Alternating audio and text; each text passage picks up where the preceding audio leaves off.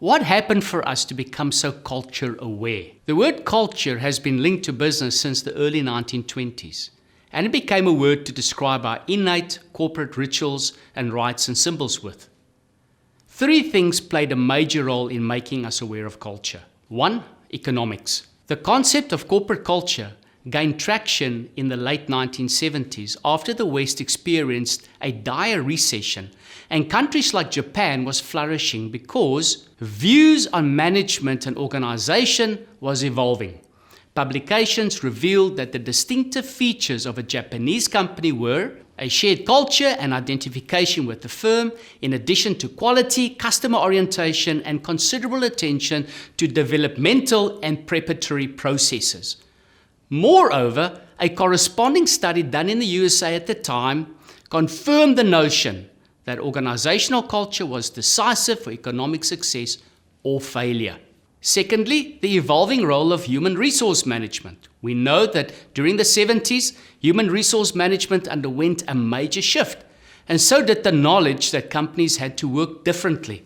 Since the Industrial Revolution, have companies placed tremendous emphasis on people and how to manage them in a way to optimize the company's profits while gainfully employing them.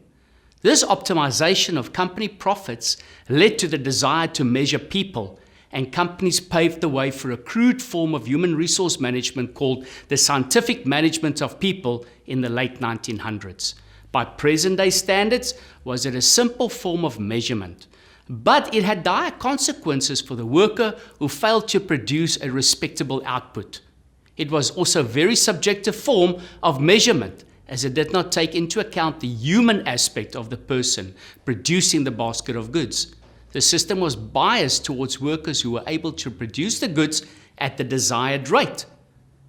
The practice eventually morphed into human relations management. And by the late 1930s, were people not seen as the sum total of their output anymore, but more so as employees who were relational beings with opinions and ideas, and who wanted to contribute as well. And that management needed to take that into account when measuring their efficiency. By 1970, human relations management made way for what is commonly known today as human resource management. It essentially typified the philosophy that employees were valuable resources which gave the company its competitive advantage. Employees were now seen as human capital or as talent that needed to be protected and managed well. They were not mere factors of production anymore. Virgin Sir Richard Branson so clearly embodied this trend when he said, "Your company should act as a springboard for ambitious employees, not as a set of shackles." He goes on to say, train people well enough so they can leave. Treat them well enough so they don't want to. Clients do not come first. Employees come first. If you take care of your employees, well, they take care of the clients. To comply with this trend, have modern-day human resource departments been extremely eager to accommodate the felt needs of their talents. We see trends around the globe where companies will go to great lengths to create a welcoming and highly accommodating space for their employees to operate in. The red flag, however, in meeting these felt needs could be that they very easily become the velvet handcuffs that prevent good people from leaving toxic cultures. Lencioni of the Table Group states that Silicon Valley's average retention period is 1 year and 1 month before employees exit. He goes on to say that culture is not the valet service or the free food, as they do not matter when you are working in a dysfunctional, toxic or unhealthy environment. Lastly, postmodernism's effect on the culture.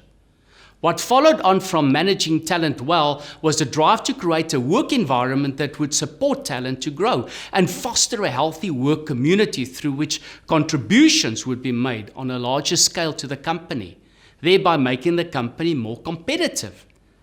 Postmodernism also created a space where the postmodern leader could be seen as a vulnerable leader and not as a know-it-all dictatorial or transactional leader, but one who draws heavily on his or her team for support and solutions.